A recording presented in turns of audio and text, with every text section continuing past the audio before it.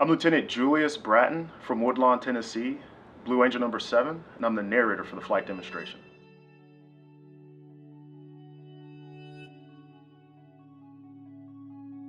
Coming from Woodlawn, Tennessee, where I live specifically is just outside of Clarksville, Tennessee. Woodlawn's a rural farming community, so being from there and now being a Blue Angel, it means that everything is possible. There are no limits to any goals that you want to set. When I think about relentless pursuit of excellence, I think about how I apply that in my everyday life.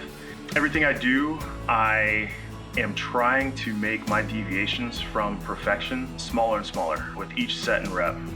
I understand that perfection is not attainable, but those deviations can become so small that maybe only I will notice, or maybe a very well-trained eye will notice. But as long as I can mark improvement and continuously strive towards that ideal end state, then that is moving forward and getting better.